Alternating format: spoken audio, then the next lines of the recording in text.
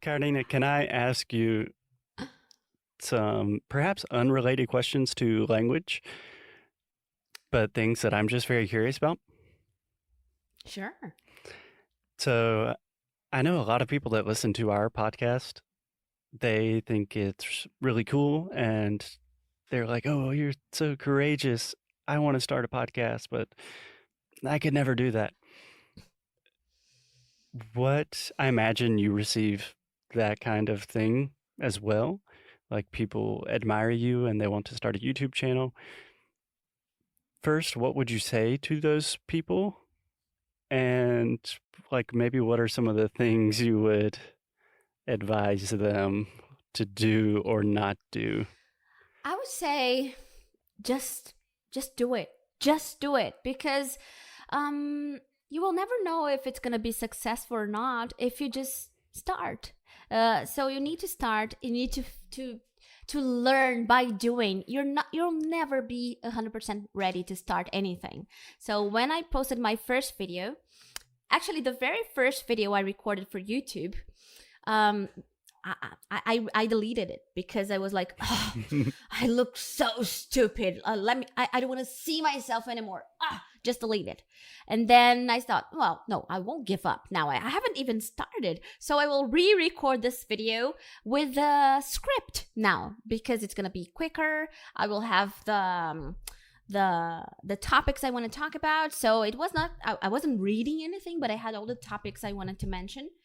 And so I recorded the video, like no specific equipment, nothing. It was just my Sony Cybershot camera, Nice. and that's it. But actually, when I started my YouTube, I thought that I would use that video. I uploaded the video to YouTube just for me to embed this video to my blog. Because I thought, well, let's have not a written post. Let's have a video post. I didn't even know what I was doing. It was 2013. So I recorded that video. I embedded it to my blog. And, well, my blog had like 100 views and I was happy. But then when I checked the video on YouTube, in 1 week, I had got like 1,000 views. And it was like, oh my God, who are these people? 1,000 views. What happened here?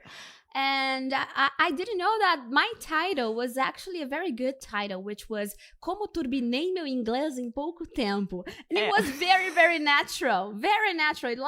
I didn't think too much about this title. I just wrote it. And then I thought, well, I think I will have a bigger audience on YouTube than on my blog. So maybe I could do another video. And then I waited.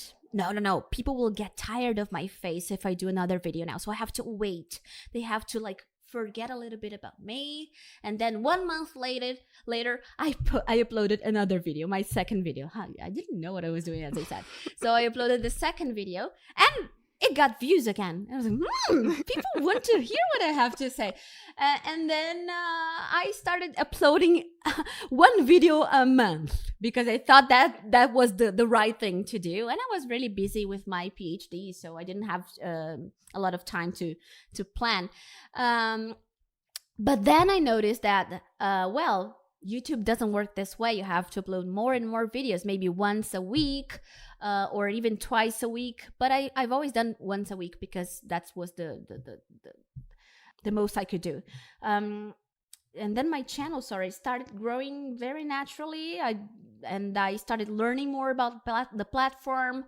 I found out about the importance of good titles and good thumbnails. So YouTube, guys, it's just about titles and thumbnails. Not just about, but it's all about, Of course, good content, you need to have good content. But thumbnails and titles are like 90% of what you have to think about when you upload. And this has actually changed the way I plan my videos. So I used to start thinking about the content. Now I start thinking about the title, and then I develop my content. So that's crazy. Alexis saying yes. Yeah, It's crazy. It's crazy because you have to sell your content. You can have the best content ever, but if you don't know how to sell it, quotation marks, people won't will No not one's watch gonna it. watch it. Yeah. So this is for YouTube and all. This works for YouTube and also Instagram. But Instagram now, guys, I'm so tired of Instagram Me now too. because it's all about Reels and TikTok and I have Me to be too. everywhere in every platform. No. No, I you can't. don't. I'm so tired. I'm exhausted. I don't want to upload more videos. É uma pressão tão YouTube. grande. Tão Não grande. dá mais, não dá. E olha que a gente não tem tanta gente no Instagram porque nós nunca fomos, assim, Instagrammers, sabe? A gente sempre focou muito no podcast e o Instagram era só mais uma base Eu pra não tenho falar Instagram. com as... Ele não tem Instagram, por exemplo. Então, assim, Ai, lucky you. eu tô exausta. Às vezes eu quero desaparecer. É isso, eu tô exausta com um número pequeno que a gente tem comparado com o seu. Imagina você, pelo amor de Deus, é muito cansativo, é muito. É muito cansativo. Então, assim, ó, eu acho que a gente não precisa estar presente e se entregar 100% em todas as plataformas. Eu, por exemplo, eu abri o TikTok na onda de, eu tenho que abrir o TikTok porque tá todo mundo no TikTok. Fiz uns poucos vídeos lá. Gente, eu tenho 20 mil seguidores no TikTok, não é tão pouco. Mas eu parei. Porque, gente, eu não sou isso aqui. Sabe? E também quais são os objetivos do TikTok? É eu ter mais uma presença online? Poxa, TikTok eu não consigo nem pôr um link. Se eu quero entregar um material, não tem Mas como. é verdade. Se eu quero vender um curso, não tem como. Então, o que eu quero no TikTok, gente? Tenho mais o que fazer. Então, assim, eu prefiro continuar no YouTube, que é aquela minha rede principal que eu comecei, que, cara, o YouTube como plataforma é incrível. É incrível. O YouTube te dá plaquinha de 100 eu mil. sei, é tão O YouTube legal. te dá plaquinha de 1 milhão. O YouTube te dá presente. Eu fui embaixadora do YouTube Edu, que o YouTube me deu esse reconhecimento, sabe? O YouTube me levou a lugares, tem eventos, tem workshops. Eu amo o YouTube e defenderei o YouTube pra sempre, porque é uma rede muito séria. As outras também são, mas assim, o Instagram é aquela coisa mais a conexão mais pessoal, que eu acho que isso lacks on YouTube, because agora tem os Reels, os Stories lá do YouTube, mas tu acha que eu faço? Mais um, pelo amor de Deus, socorro, não. Então assim, eu acho que o Instagram eu tenho uma proximidade maior com a audiência, tá? Porque às vezes eu faço um story de pijama, então é legal, eu gosto. Mas eu acho que a dica é, faz, gente, faz o primeiro. Se tu se sentir muito ridículo no primeiro vídeo ou podcast, não posta, faz o segundo. Se organiza melhor. Investe tempo em roteiro, em preparação. E aí, quando tu for abrir a boca pra falar, isso tudo vai ser mais fácil. A edição vai ser mais fácil, tudo vai ser mais fácil. Tu vai se sentir menos estranho. E pratica com a câmera, sabe? Faz stories e não posta, sabe? Faz stories e salva pra se olhar depois.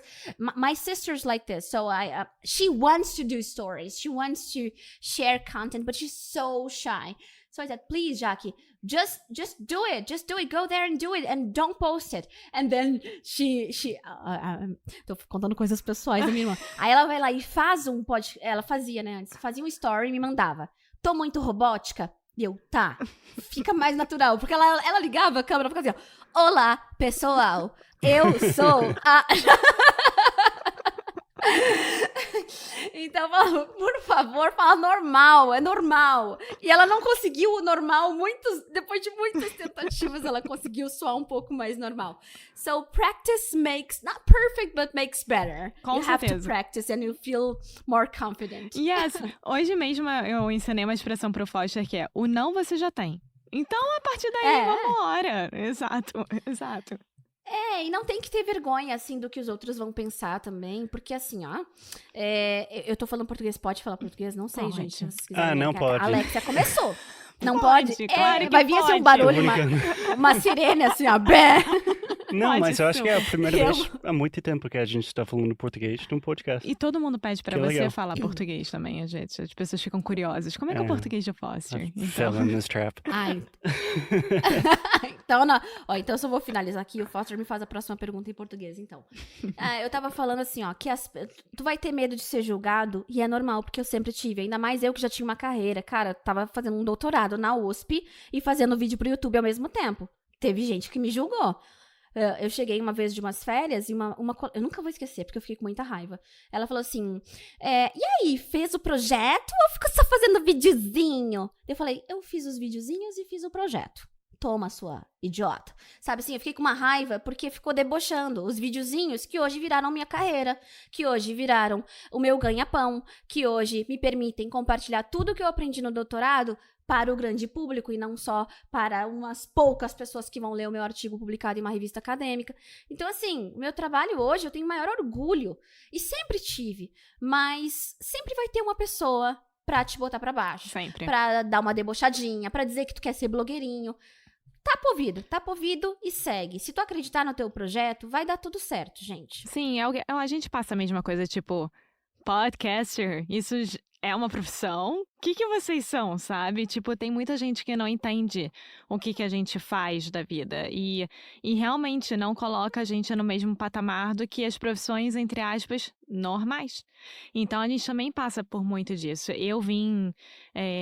Eu trabalhei como produtora de um canal no YouTube, o Porta dos Fundos. Eu já vim dessa área, assim, de entretenimento, então eu já estava mais acostumada com isso, das pessoas, você trabalha no Porta? O Porta? Então, as pessoas realmente entendiam o que era o Porta. A partir do momento que eu saí do Porta e abri um negócio com o Foster e fizemos o podcast, todo mundo ficou assim, ué, mas você vai ganhar vida pelo podcast? Como assim? O que você vai fazer? Como assim?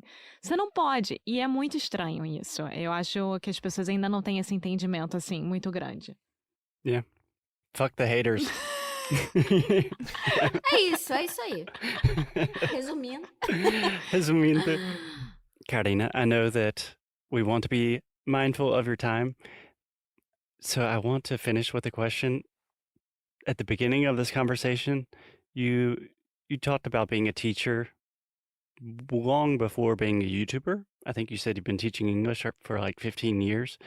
In my conversation with Jackie, she also talked about that. And that's something I feel very strongly too. Like I'm a teacher first and a podcaster second.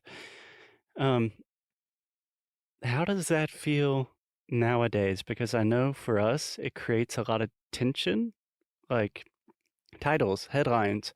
We don't spend that much of our time actually podcasting nowadays. Most of it's doing things related to podcasting to make our podcast successful.